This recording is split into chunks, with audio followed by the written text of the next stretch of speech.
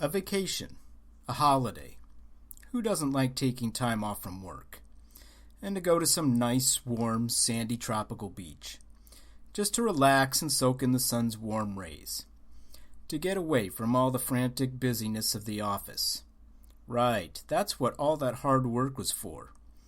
Of course, you just can't snap your fingers and make it happen. There's all that transit, the car or taxi, the bus or train, and if you're dreaming of warm tropical beaches, there's your flight. You know, the lines at the airport, the snooty ticket agents, the holdups at security, and that whole humiliation of getting searched and checked. Then there's the long wait on the tarmac. Another long wait while you taxi to the runway. If you're lucky, there are no delays. Shaky takeoff, but we are up in the air. Turbulence, whoa, not so rough, Sparky, I may need those kidneys. Hours and hours of boredom, strapped to your uncomfortable seat, surrounded by clumsy slobs and noisy kids. But there, I can see the beaches, we're almost there. What? What do you mean there's been a delay? A reroute? What the heck, are you kidding? Secondary airport? What's going on here? I want my money back. This isn't my tropical paradise. What are we doing at this backwater airport? Why is it so crowded with other airplanes? Tell me this isn't happening. What? Another line and the plane in front of us has decided to refuel? You've got to be joking. This is ridiculous. Hey, stewardess, get this bucket of bolts off the ground again. I want to make it to the beach before sunset. Great, here comes the fog. Oh, crud, are you for real? Stupid bucket of bolts.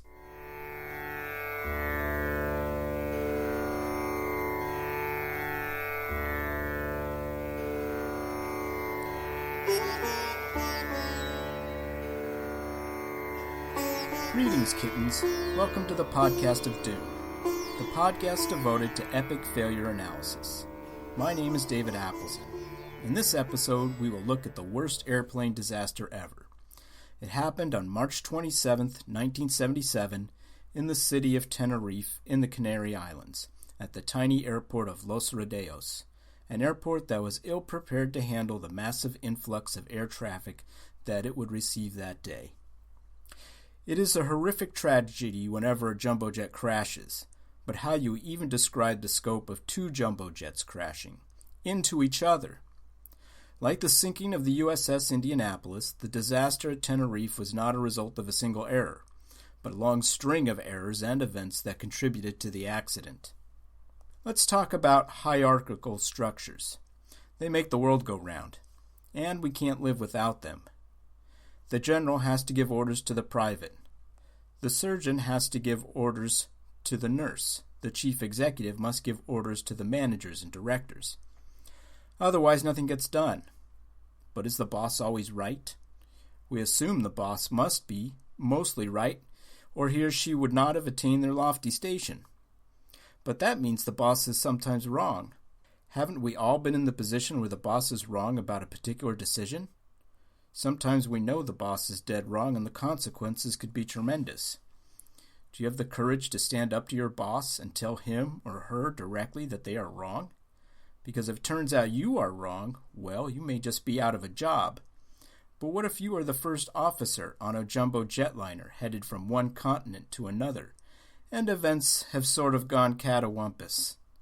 The captain of the plane, your flight instructor to whom you owe your career, has just made a very grave mistake, possibly a fatal one. What do? If you are right, you save hundreds of lives. But if you are wrong, well, there goes your career, and try recovering from that. Do you belong to a culture that even allows a person to question his superiors? The Canaries are a chain of islands off the coast of Morocco in the mid-Atlantic Ocean. Although they are just 62 miles away from Morocco, the autonomous communities of the islands are administered by Spain, and the official language of the Canary Islands is Spanish. The Canaries have a very temperate climate, rarely getting below 58 degrees Fahrenheit, or above 83 degrees. The waters are very warm and ideal for swimming, and the island of Tenerife is crowned by the third tallest volcano in the world. On this particular day, there was a great deal of air traffic coming in and out of the Canary Islands chief airport, the Gando on the island of Las Palmas.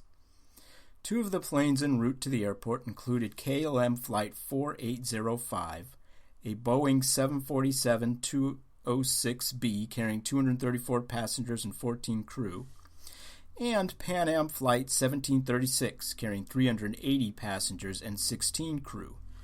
The KLM was flying direct from Amsterdam to Las Palmas. The Pan Am originated in Los Angeles with a stopover at Kennedy Airport in New York before proceeding to Las Palmas. Both planes were of the jumbo jet class, the largest in the passenger airline industry. The Pan Am plane had a second-deck lounge. Passengers traversed a spiral staircase to reach that lounge. All was proceeding routinely that afternoon until about 1 p.m., when the local separatist group, Fuerzas Armadas Guanches, made a call into the airport, claiming that they had planted a bomb somewhere within the facility. Authorities immediately evacuated the airport. At 1:15 p.m., the bomb exploded in a small flower shop, injuring one person who worked at the flower shop. A second call from the FAG warned of a second bomb. At that point, authorities closed down the Las Palmas airport and diverted all traffic to nearby Los Rodeos airport on the island of Tenerife, while they searched the airport for the second bomb.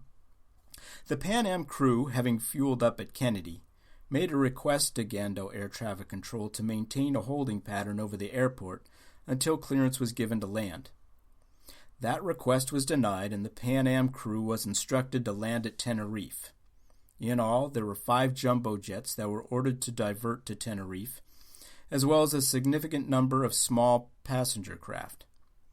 Los Rodeos Airport was a regional airport, not designed for international flights. It had only one runway and one major taxiway that ran parallel to it. Plane after plane landed at the airport that afternoon, and they were instructed to park on the taxiway. Thus, the taxiway could no longer be used for its primary purpose of taxiing jets to the runway, and instead the main strip would have to operate as both taxiway and runway.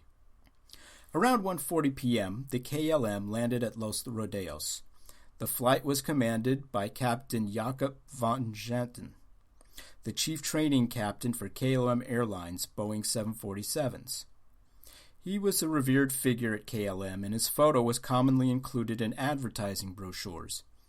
In addition to his duties as an airline pilot, it was his job to train the other 747 pilots. And in fact, he had just certified the license of his first officer and fellow pilot, Klaus Mears, only 2 months prior. Van Janten had spent the last 12 weeks training other pilots in flight simulators. Flight 4805 would give him the opportunity to get back up in the air again. But this time, Van Janten would be flying under a different set of rules. In 1976, the Dutch government passed a new law called Work and Rest Regulations for Flight Crews. The law put strict limits on flight and duty time. The computation of the hours limits was complex and no longer could be done by the captain. Also, the captain did not have the discretion to extend this time limit. Failure to comply could cause a captain and his crew to be stripped of their licenses and face possible imprisonment. The crew was informed by KLM headquarters that if they could depart from Las Palmas by 7 p.m., they could legally make it back to Amsterdam. Otherwise, they would be forced to spend the night at Tenerife, and a new crew would need to be found to pilot the plane to Las Palmas. The Pan American 1736 crew was commanded by pilot Victor Grubbs and included First Officer Robert Bragg and Flight Engineer George Warnes. They were an experienced crew who boarded at Kennedy. Including preparation and the 6-hour flight to Las Palmas, they had now been on duty for more than 8 hours. Most of the passengers, having started their journey in Los Angeles, had now been on the plane for more than 13 hours. In addition to getting restless due to the delay, they must have also been feeling just a little claustrophobic. Upon landing at Tenerife, Captain Grubbs was notified by the Las Palmas Air Traffic Control Tower to park his aircraft in between a Norwegian Boeing 737 and a Danair 727, just behind the KLM jet. By 2 p.m., Gando completed their security sweep of the airport, and the planes parked at Tenerife were given clearance to proceed to Las Palmas. The Pan Am readied itself for departure, but its path was obstructed by the KLM plane.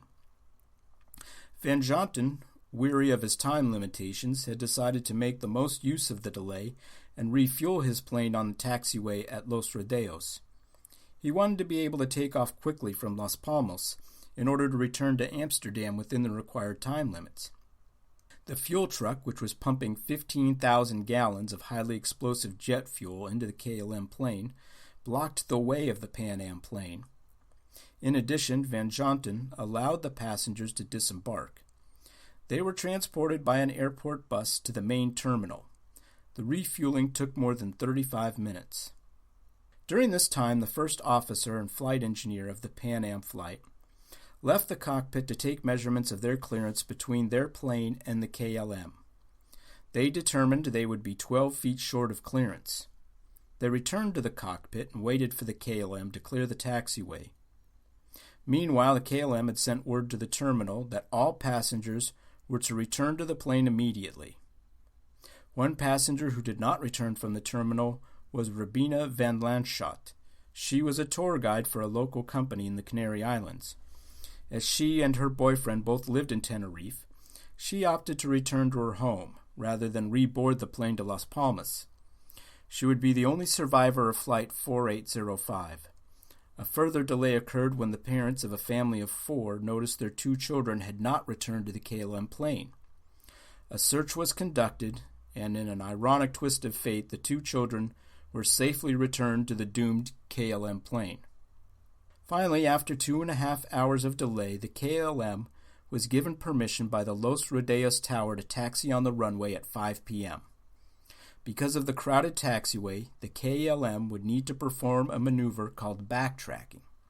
That is, the plane would proceed to taxi down the full length of the runway. When it reached the other end, it would commence a 180-degree turn and take off from the same runway it had just taxied down. This was an extremely complicated maneuver, but well within the abilities of the experienced Captain Van Jonten. On its way, the KLM had asked the tower to confirm its instructions. From their vantage point, the KLM crew saw space in the taxiway for their craft to move off the runway. If they could use one of the exits to the taxiway, they would not have to complete the 180-degree turn. Their request was denied by the tower, and they were instructed to proceed to the end of the runway. When KLM 4805 reached the end of the runway, weather conditions had changed drastically. Tenerife is a rocky island with a 12,000-foot-high volcano. Los Rodeos is located at 2,000 feet above sea level. When the warm, moist winds blow east off the Atlantic, they hit the high mountains of Tenerife and condense into fog. All throughout the day, fog had been forming on the ridges of those mountains. By the time KLM 4805 was ready for departure, the airport had been completely socked in by the fog as it pushed onto the airfield. What had been unlimited visibility when they approached the runway was now limited to 500 meters when they lined up for takeoff. Shortly after the KLM was instructed to taxi down the runway, the Pan Am was also instructed to taxi down the runway behind it. So now there were 2 jumbo jets taxiing down the only runway available at Los Rodeos. Taxiing speed was 3 miles per hour. Based on flight recorder information and the eyewitness information of Pan Am survivors, First Officer Robert Bragg and Engineer George Warnes, the following events occurred. KLM First Officer Mears completes the pre-flight checklist and notifies Captain Van Jonten the plane is ready for takeoff. Van Jonten advances the throttle. Mears: "Wait a minute, we don't have an ATC clearance." This is a rudimentary protocol. All pilots know that they must receive clearance from the tower prior to advancing the throttle for takeoff. Van Zanten: "No, I know that. Go ahead, ask." From the voice recording, it is obvious that Van Zanten is flustered. He just committed a major error right in front of one of his students. It is impossible to tell how much this error may have frustrated the highly revered pilot, but after this point there is a noticeable change in his behavior. Mears, on the KLM radio: "The KLM 4805 is now ready for takeoff. and we are waiting for our ATC clearance. The KLM requests permission for takeoff from the tower. Los Rodeos already had a reduced crew that day when the diversion from Las Palmas occurred. The senior controller, Fernando Azcunaga, proceeded to tell the KLM its flight mission after takeoff. KLM 8705, you are cleared to the Papa Beacon. Climb to and maintain flight level 90. Right turn after takeoff. Proceed with heading 40 until intercepting the 325 radial from Las Palmas, VOR. The controller misidentified the flight number. He also used the phrase takeoff, which should never be used prior to actual clearance for takeoff, in order to avoid an unintended takeoff. However, he had not given KLM 4805 permission to take off. Van Zanten, to his first officer. Yes. Mears on the KLM radio on the tower. Roger. Sir, we are cleared to the Papa Beacon, flight level 90, until intercepting the 325. We are now at takeoff. Or he could have said, we are now, taking off. Investigators could not determine his exact words. At this point, the brakes were released, and Van Zanten advanced the KLM plane to full throttle. While this was happening, the Pan Am was still taxiing down the same runway that the KLM was preparing to take off from, at 3 miles per hour. Visibility had decreased from 500 meters to 100 meters as the fog thickened. In addition to this problem, the landing strip lights were non-operational that day, and there was no ground radar, something required at larger airports. Of the 3 parties involved, the KLM crew, the Pan Am crew, and the air traffic control tower, no party could see the other 2. Neither plane could see the other, and the control tower could not see the field. For the most part, all were operating blind. After the Pan Am had passed the first of 4 exits that led to the taxiway, they received orders from the control tower to turn off at the 3rd exit. At this point, it is important to point out that the first language of the control tower is Spanish. The first language of the KLM crew is Dutch, and the first language of the Pan Am crew is English. International air law requires that they all speak in English, but accents and the limits of their fluency meant that not all parties would fully understand each other. If you get a chance, take a look at the map that I have posted on the Podcast of Doom website. You can see that there are 4 possible exits for the Pan Am flight to use. Pan Am had already cleared exit 1 when it was instructed to turn at the 3rd exit. Here's Bragg in the Pan Am cockpit. We were also instructed to taxi down the runway. Is that correct? Control tower. Affirmative. Leave the runway 3rd to your left. Would you confirm that you want the Clipper 1736 to turn left at the 3rd intersection? Clipper is the nickname for Flight 1736. The various names only added to the confusion. Bragg emphasized the word 3rd. Did the controller mean exit C3, the 3rd of the 4 exits? Or did he mean exit C4, the 3rd exit from Pan Am's current location? Engineer George warns.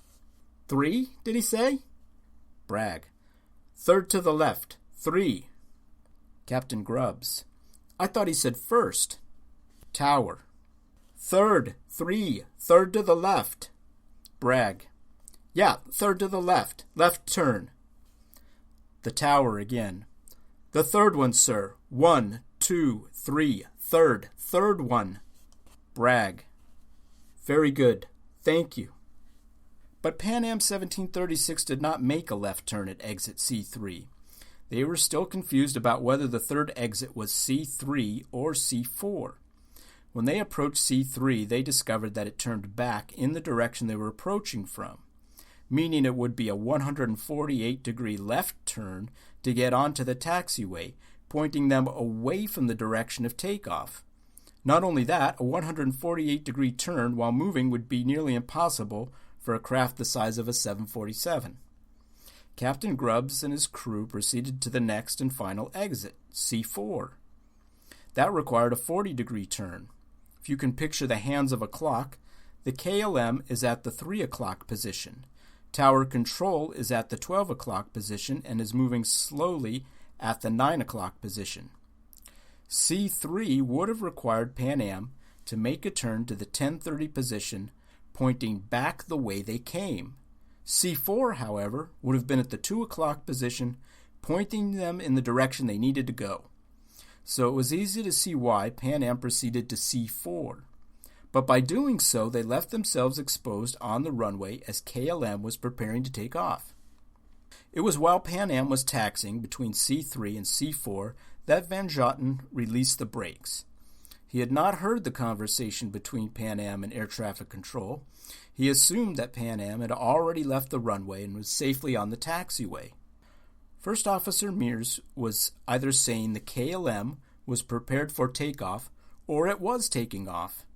After Van Jotten released the brakes, he pushed the throttle forward, starting the engines and setting the KLM 747 into motion. "We gone! Check thrust," Captain Van Jotten said. "That is Dutch for, 'We are going. Check thrust.'" The tower responded, "Stand by for takeoff." Then there was a pause. "I will call you." But the KLM cockpit only heard the first part as radio interference from the Pan Am cockpit cut out the second part. "Bragg. No, The words Bragg spoke that led to the radio interference. Due to that interference, KLM did not hear Bragg. Then Captain Grubbs. "And we're still taxiing down the runway, the Clipper 1736. Again, KLM did not hear this due to the interference. The tower responds, Papa, Alpha, 1736, report the runway clear." The tower is not aware that KLM is rolling down the runway. Bragg. "Okay, we will report when we are clear." Pan Am is also unaware that KLM is taking off before they have cleared the runway. Tower. "Thank you." Grubbs to his crew. "Let's get the hell right out of here." Braggs. "Yeah, he's anxious, isn't he?" Braggs is referring to Van Jotten. Warns. "Yeah, after he held us up for all this time, now he's in a rush." The next message on the flight recorder came from Mears in his native Dutch. "Is he not clear then?" Van Jotten responds in Dutch. "What did he say?" Mears repeats in Dutch. "Is he not clear? That Pan-American?" Van Jotten replies emphatically, "Oh, yes." At this point, Pan Am was approaching exit C4 and began its 40-degree left turn toward the exit. Bragg looked through the fog toward the end of the runway. He could see the landing lights of the KLM. Under the low visibility conditions, it appeared that the plane was at a standstill, as the Pan Am crew would have expected it. However, after watching for a few seconds, Bragg determined that the lights were shaking. The KLM was moving and it was heading straight for them.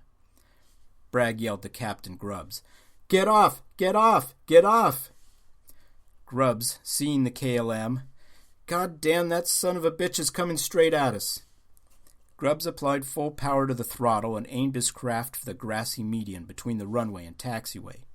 By the time Van Jotten had spotted the Pan Am, which was pointed diagonally to his own plane, the KLM was going too fast to stop or slow down. In desperation, he prematurely rotated his aircraft, meaning he lifted the nose of the plane and attempted to clear the Pan Am by climbing above it. With all of the additional weight of the 15,000 gallons of jet fuel, the tail of the jet sagged on the runway and dug into the surface, causing a tail strike that was 66 feet long and 3 feet deep. Sparks flew from the tail of the KLM as it nosed upward. 330 feet short of the Pan Am, the KLM lifted off the ground. The forward landing gear managed to clear the top of the Pan Am. Now this is the point in the Hollywood movie where the brave, heroic captain, be it Denzel Washington, Harrison Ford, or James Stewart, uses every last fiber of his spirit, strength, and determination to get that plane to miss the obstacle in its path by mere inches, or maybe even leaves an impressive skid mark on the top of the plane from the landing gear. The beautiful but gutsy head stewardess clutches the captain around the shoulders and kisses him long and hard, and real good for about 30 seconds of scream time. Then everyone happily flies off into the sunset. But alas, this is not a Hollywood movie. It is the podcast of doom, and Denzel Washington is not our pilot. Our pilot is a real person with all the typical skills and shortcomings of a normal mortal. This plane is not flying off into the sunset.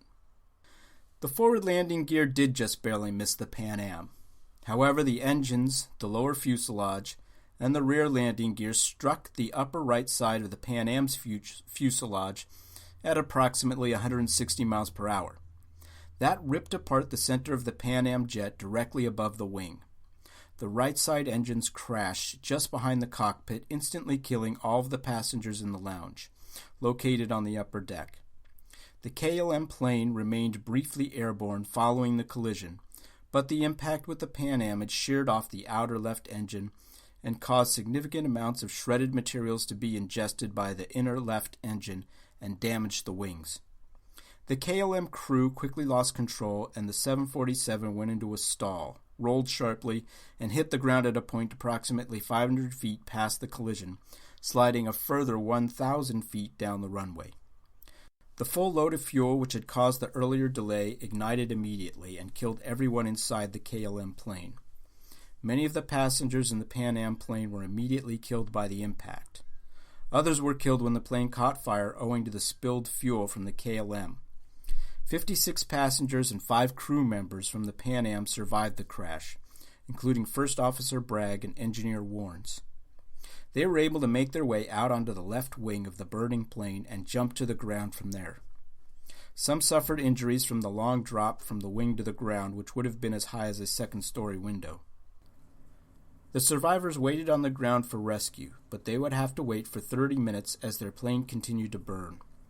The fire rescue vehicles raced to the KLM plane, unaware that 1,000 feet up the runway, the Pan Am was still burning with passengers on board. By the time the Pan Am passengers were rescued, many people who could not get off the plane died in the flames. The plane crash at Tenerife would be the most deadly plane accident in history. Altogether, 583 people died, including everyone on the KLM flight. It happened because of a long series of unusual circumstances and a great number of poor decisions. In light of events like the Tenerife airplane disaster, it is not unusual for people to look at this accident as a matter of fortune. Good luck and bad luck. Take the KLM passenger Rabina van Landschot. How lucky can a person get? If the KLM jet had not allowed the passengers to disembark and go to the terminal, she would have still been on the plane. If she didn't live in Tenerife or have a boyfriend there, she may have remained with her luggage, destined for Las Palmas. But those things did happen, and because they happened, she was not on KLM 4805 when it crashed, killing all of the passengers who boarded the plane in Amsterdam, except her. Or think of those 2 children who neglected to board the KLM when they were instructed to do so. What if they weren't found in time? What if the plane was forced to leave without them? Think about this. Captain Van Jonten was already under pressure to get his plane out of Las Palmas by 7 p.m., and it was around 4:30 when the children went missing. If it had taken longer to find the children, Van Jonten may have had no choice but to leave without them, and their parents would have been left behind too. That would have been another 4 survivors from KLM 4805. But the children were found. The children and their parents were let back onto the plane, only for the whole family of 4 to die moments later. That is some extremely bad luck. So when we analyze the Tenerife plane crash, if we use the scientific approach, there is no such thing as good or bad luck. There are just the circumstances. Think of a long board of relay switches. On one side of our board is a large neon sign that reads, "Safe, Happy Landing." And on the other side of the board is a neon sign that flashes, "Fatal Disaster," in bright red. Only one neon sign can be lit based on the array of switches. Each switch is an event. The terrorist bomb at Las Palmas, the denial of Pan Am's request to circle the airport, the Dutch regulations requiring a crew to rest regardless of the pilot's opinion, the diversion to Tenerife Airport, the crowded taxiway, the skeleton crew at the Los Rodeos control tower, the lack of landing lights and ground radar, the fog that rolled in that evening, the KLM's decision to refuel prior to departure, the prestige of Captain Van Schonten, and the mindset with KLM junior crew members never to question their superiors, the 3 different languages spoken, the radio interference caused by 3 parties trying to use the radio at the same time, the confusion over exits C3 and C4, the KLM pilot's vanity and his assuredness that the runway was clear because he was a flight instructor and knew what he was doing, the pilot's error of not asking for permission for takeoff that may have caused him to get flustered, the buildup of frustrations in both crews, and the lack of rest that both crews desperately could have used. Each of these factors is a switch, on or off. It happens or it doesn't happen. With the switches in the right pattern, both planes take off safely and land at Las Palmas shortly thereafter. Everyone has a happy trip and we never hear about Tenerife. Or as did happen, all the switches line up correctly and the big red neon fatal disaster sign flashes. The whole world hears about Tenerife and it is tragic. That is the science behind luck. Everything happens for a reason, even if we fail to find an explanation for that reason. Thank you for joining me for the podcast of Doom. Please feel free to comment regarding your thoughts by emailing me at podcastofdoom, pod@gmail.com, or visit me at www.thepodcastofdoom.com. And it would be really, really awesome if you find the podcast on iTunes and post a comment or rating. I think that would get other people's attention, because I love doing this podcast, but I need your help to expand my audience. You can also follow me on Twitter or like me on Facebook. We have now hit the magic number of 30 likes, and I will post the video of that cat Swiffer as soon as the sweepstakes people deliver it. Until next time, keep your ears pinned and your tail taut.